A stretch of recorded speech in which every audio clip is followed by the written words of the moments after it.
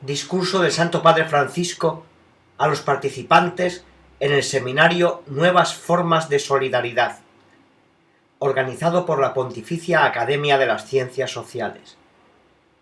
Casina Pío IV, miércoles 5 de febrero de 2020. Lectura dramatizada. Señoras y señores, buenas tardes. Quiero expresarles mi gratitud por este encuentro. Aprovechemos este nuevo inicio del año para construir puentes que favorezcan el desarrollo de una mirada solidaria desde los bancos, las finanzas, los gobiernos y las decisiones económicas. Necesitamos de muchas voces capaces de pensar desde una perspectiva poliédrica las diversas dimensiones de un problema global que afecta a nuestros pueblos y a nuestras democracias. Quisiera comenzar con un dato, de hecho. El mundo es rico y, sin embargo, los pobres aumentan a nuestro alrededor.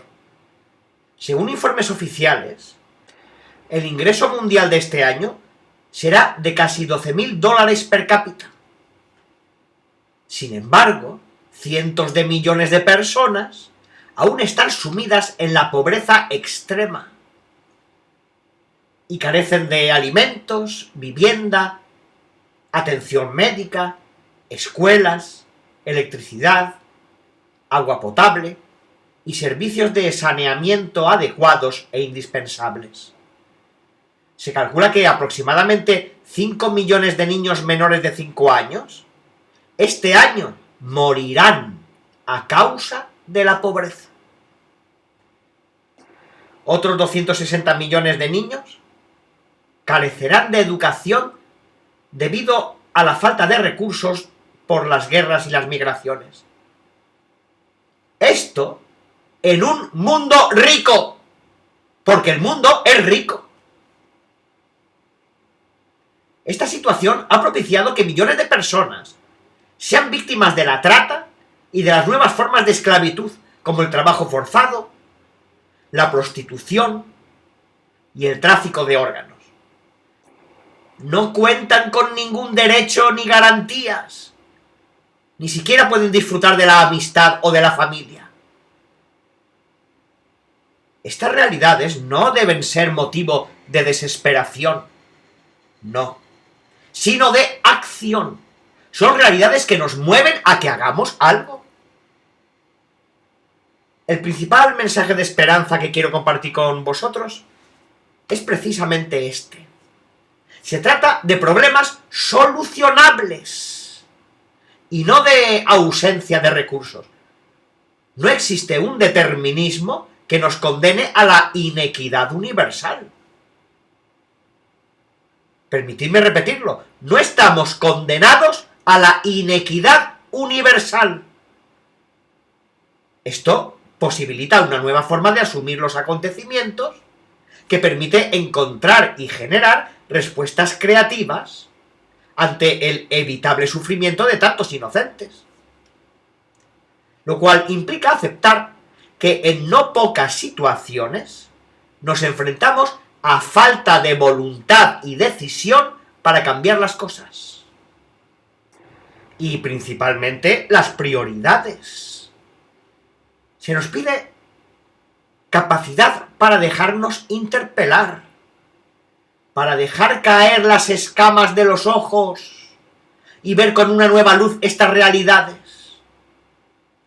Una luz que nos mueva a la acción. Un mundo rico y una economía vibrante pueden y deben acabar con la pobreza. Se pueden generar y estimular dinámicas capaces de incluir, alimentar, curar y vestir a los últimos de la sociedad, en vez de excluirlos.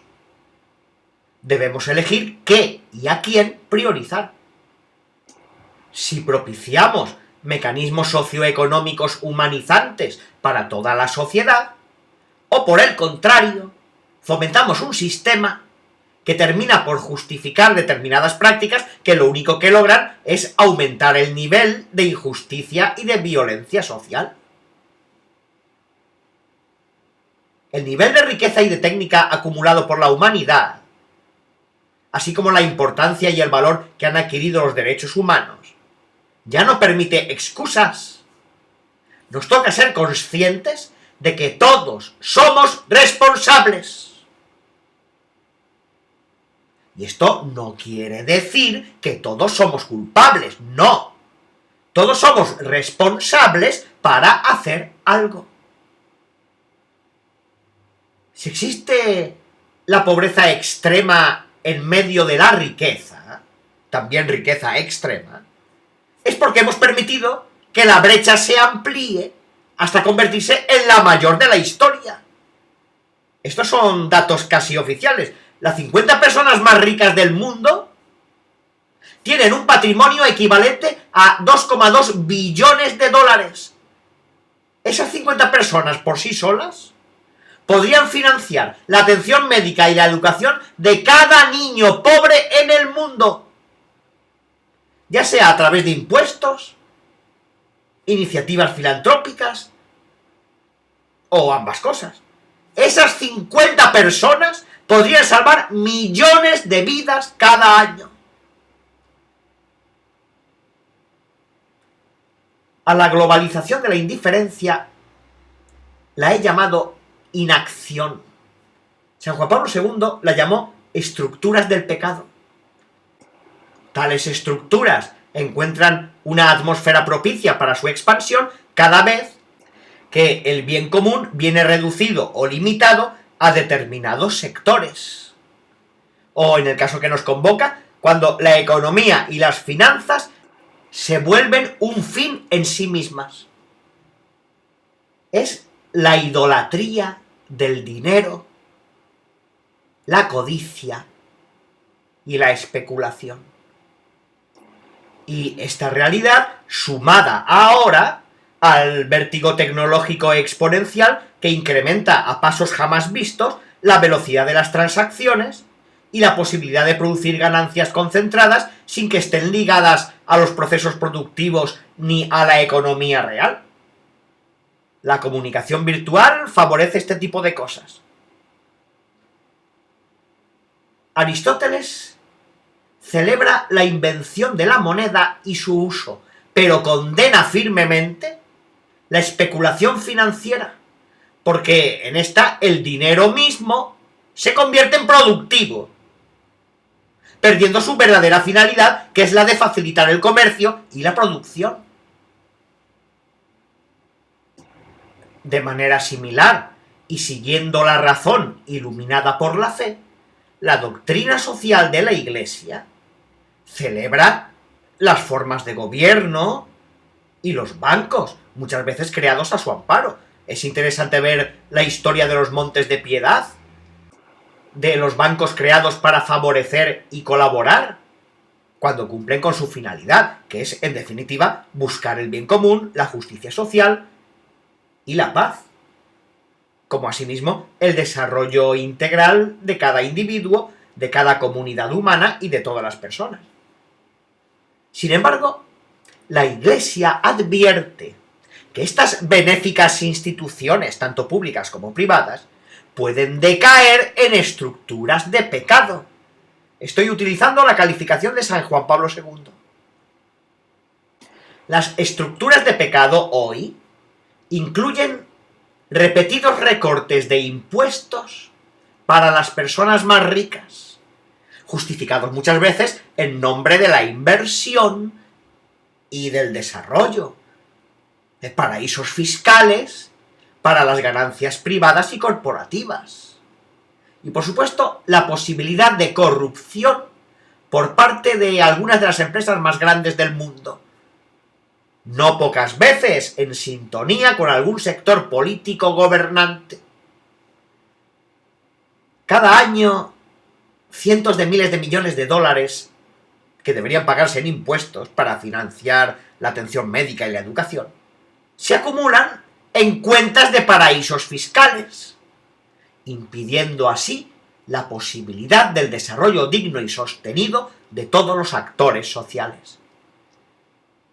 Las personas empobrecidas en países muy endeudados soportan cargas impositivas abrumadoras y recortes en los servicios sociales, a medida que sus gobiernos pagan deudas contraídas insensible e insosteniblemente. De hecho, la deuda pública contraída, en no pocos casos para impulsar y alentar el desarrollo económico y productivo de un país, puede constituirse en un factor que daña y perjudica el tejido social, cuando termina orientada hacia otra finalidad.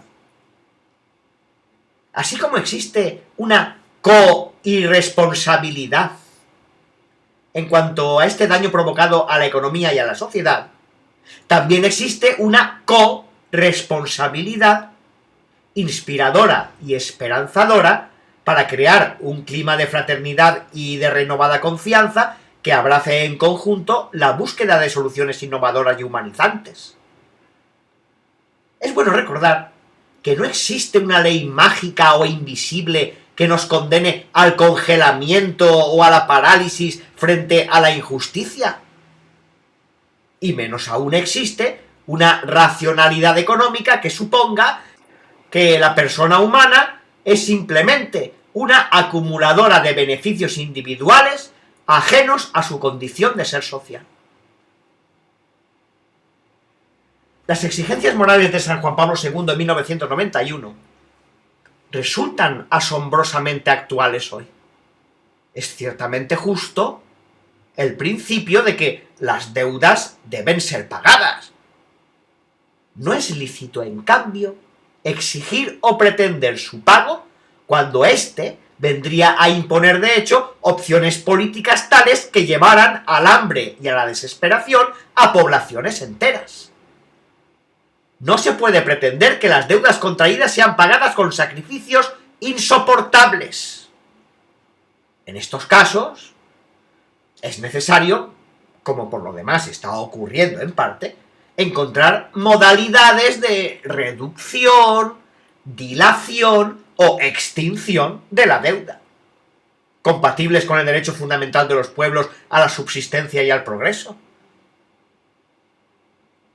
De hecho, los objetivos del desarrollo sostenible aprobados por unanimidad por todas las naciones también reconocen este punto. Es un punto humano.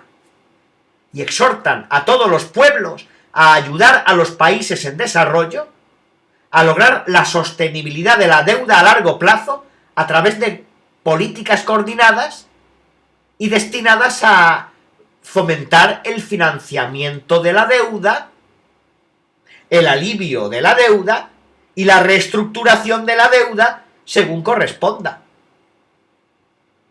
Y abordar el problema externo de la deuda de los países pobres muy endeudados para reducir la angustia de la deuda. En esto deben consistir las nuevas formas de solidaridad que hoy nos convocan aquí. Si se piensa en el mundo de los bancos y las finanzas, en la ayuda para el desarrollo de los pueblos postergados y la nivelación entre los países que gozan de un determinado estándar y nivel de desarrollo con aquellos imposibilitados a garantizar los mínimos necesarios a sus pobladores. Solidaridad y economía para la unión, no para la división, con la sana y clara conciencia de la corresponsabilidad. Prácticamente de aquí es necesario afirmar que la mayor estructura de pecado o la mayor estructura de injusticia es la misma industria de la guerra, ya que es dinero y tiempo al servicio de la división y de la muerte.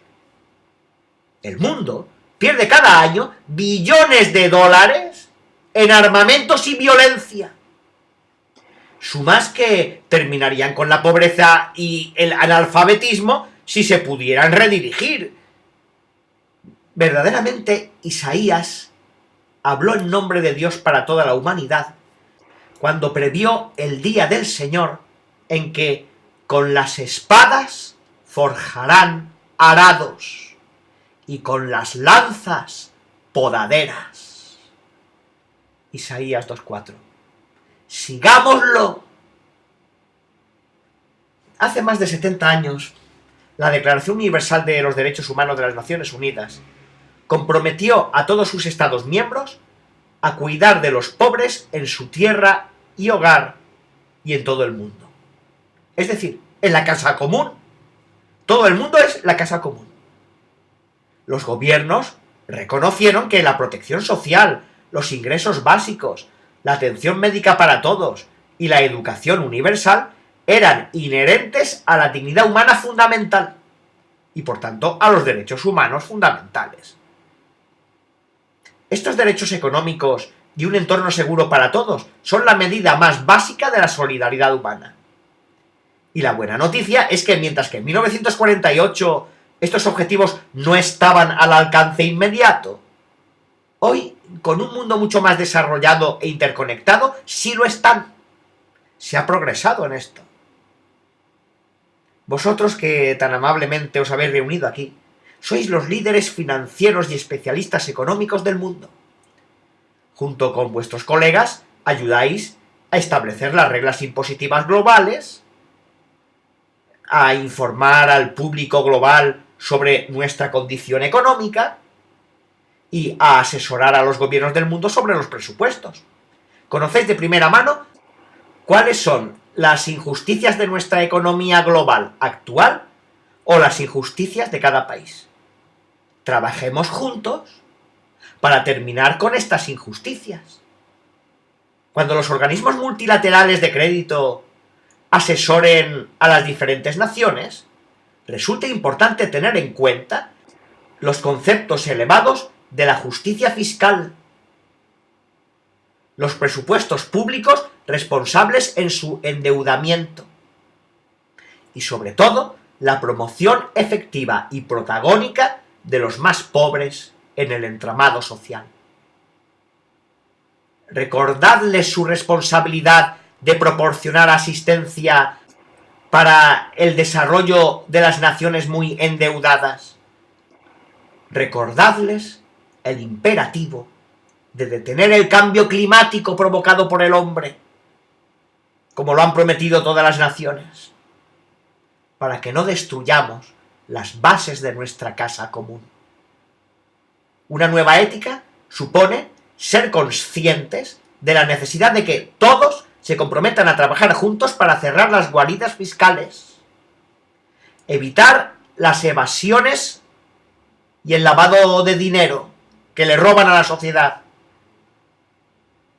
como también para decir a las naciones la importancia de defender la justicia y el bien común sobre los intereses de las empresas y multinacionales más poderosas, que terminan por asfixiar e impedir la producción local. El tiempo presente exige y reclama dar el paso de una lógica insular y antagónica como único mecanismo autorizado para la solución a los conflictos, a otra lógica capaz de promover la interconexión que propicia una cultura del encuentro donde se renueven las bases sólidas de una nueva arquitectura financiera internacional. En este contexto, donde el desarrollo de algunos sectores sociales y financieros alcanzó niveles nunca antes vistos, qué importante es recordar las palabras del Evangelio de Lucas: al que mucho se le da, se le exigirá mucho. Capítulo 12, versículo 39. Qué inspirador es escuchar a San Ambrosio, quien piensa con el Evangelio: tú, rico, no das de lo tuyo al pobre cuando haces caridad, sino que le estás entregando lo que es suyo. Pues la propiedad común, dada en uso para todos, la estás usando tú solo. Este es el principio del destino universal de los bienes, la base de la justicia económica y social, como también del bien común. Me alegro de vuestra presencia hoy aquí. Celebramos la oportunidad de sabernos copartícipes en la obra del Señor, que puede cambiar el curso de la historia en beneficio de la dignidad de cada persona de hoy y de mañana, especialmente de los excluidos y en beneficio del gran bien de la paz. Nos esforzamos juntos, con humildad y sabiduría, para servir a la justicia internacional e intergeneracional. Tenemos una esperanza ilimitada en la enseñanza de Jesús de que los pobres en espíritu son bendecidos y felices, porque de ellos es el reino de los cielos. Mateo 5:3. Que comienza ya, aquí y ahora. Muchas gracias. Y por favor, voy a hacer un pedido. No es un préstamo. No os olvidéis de rezar por mí. Porque este trabajo no es nada fácil el que me toca hacer. Y yo sobre vosotros invoco todas las bendiciones. Sobre vosotros y sobre vuestro trabajo.